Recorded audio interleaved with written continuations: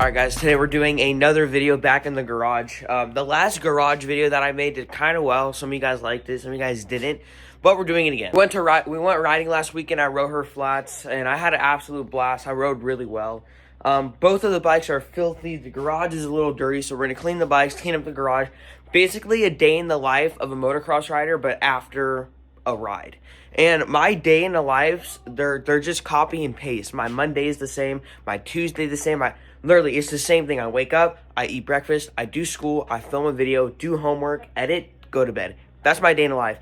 Except the days after we ride, it's a very hectic, a lot of stuff to do day. So why not film it? So this is what the situation is looking like on the CRF. It's looking pretty bad, but if you compare it to my 250, if you compare it to the KX, it's... I mean, like, this is going to be a bitch to clean up. And then as it goes through the garage, we'll tidy up a little bit. I'm probably going to end up throwing out this chair. Hopefully going to clean out this area to put that there. Clear out the toolbox and then just do all that stuff. I made a washing video, like, a while ago. It was actually the day before I sold my 140, so why not do another one?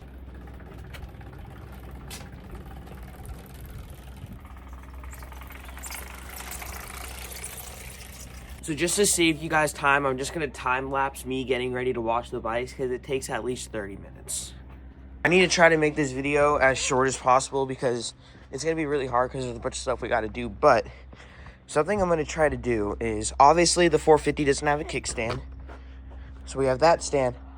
I ain't lifting that shit up on the stand. So I'm going to try to lean it against the stand. We'll see how that goes. I've seen my dad do it.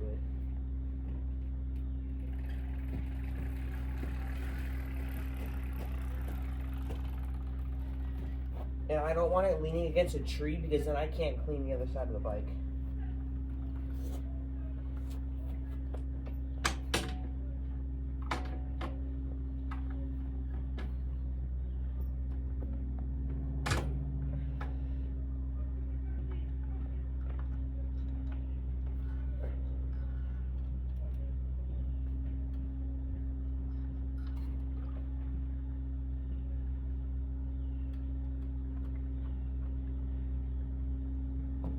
The fact that worked. So without the time lapse, honestly, realistically, that took me about 15 minutes to set everything up. But obviously we have the 450, we have the 250. We got my bucket of soap, and then we got the brush for the wheels and the swing arm, and then we got the brush for the body of the bike. And then we got the pressure washer itself. I like the electric ones more than the gas one, and also they're just quieter. I'm also going to time-lapse me washing the bikes because I just don't want to bore you guys. But before I do that, I will tell you guys the process on how I do wash the bikes. First, I start with the least dirtiest bike, which would be the 450, and then I do the dirtiest bike, which is the 250. First, I take the pressure washer, and then you just hose it really quick. You just get the whole bike wet. And then that's when you grab the soap and both the sponges, and you just cover this whole bike with soap, and then you deep clean it with the pressure washer, and then you do that again, that whole process again, and then after that you wipe it down, let it air dry, and then you move to the next bike. Honestly, this is probably gonna take me about an hour. Realistically, it is currently 9:37, so let's see how long this takes.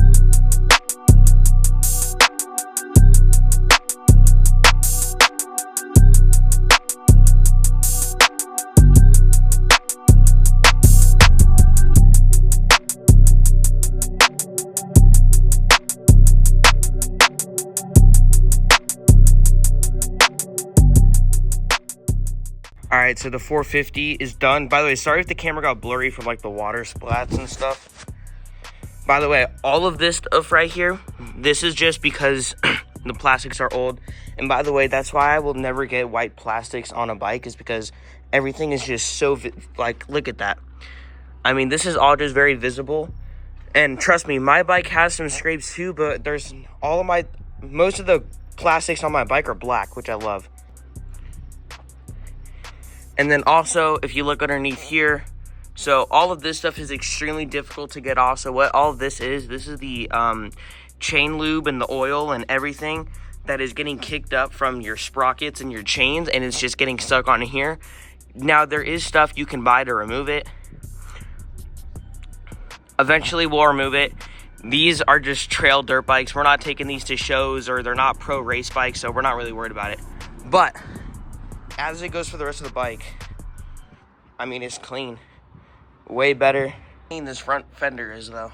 White plastics and just light colored plastics as well. You can see all the scuffs, but also this might be a time to say the 450 might be getting sold here in the near future. That'll come into a later video, but don't worry, if we do sell the 450, we will get another bike to replace it. We're gonna leave this bike here, let it air dry, even though some more water is gonna get on it from washing this thing. But yeah, so get out of my comments getting ready to trash me for how I wash my bikes. I'm just trying to get all the excess dirt off of it. That's really all I'm trying to do. You guys have to remember, I'm not a pro racer. I'm not trying to be one. They're dirt bikes. They're supposed to have a little bit of dirt on them, but it's also good to keep your stuff clean, and I say this is pretty good. All right, the 250 is done.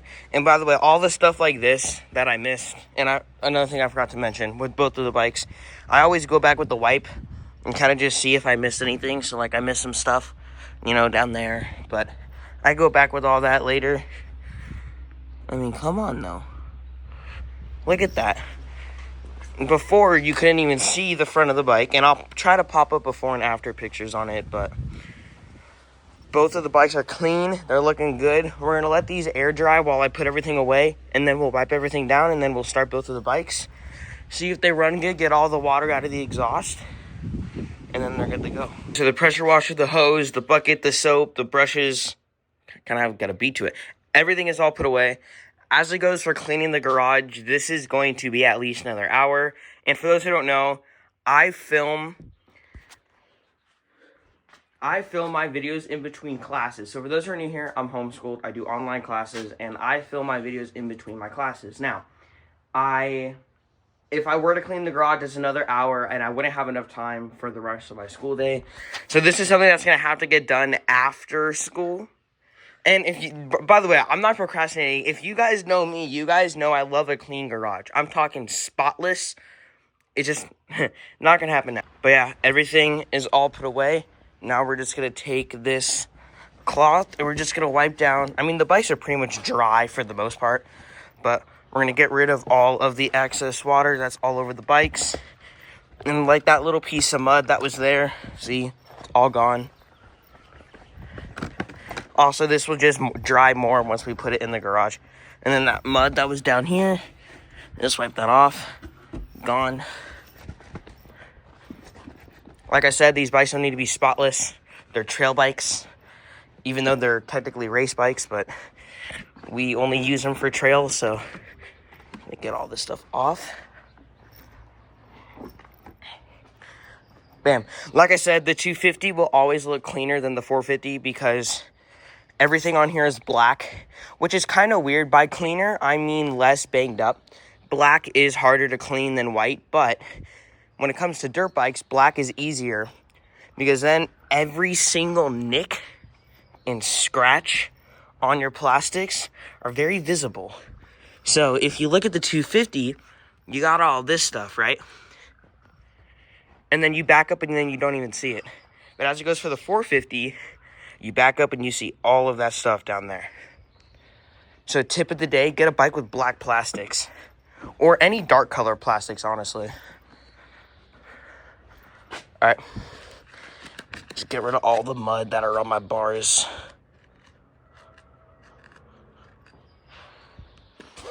Alright, we're all good to go. Let's start, let's start the bikes. Say the 450 is going to be harder compression, so this should be fun. Actually, what we're going to have to do is we're going to have to get on my boots because even on my 250, if you guys look, you see how flat these shoes are? It's like kicking a bike with no shoes on. It hurts. Alright, we're going to take these off. Slip on the boots. It's going to be a lot easier to start the bike. Alright. Let's go start the bike. We're going to start it at the same time, so I kind of feel bad for my neighbors, but it's fine. First is the 450.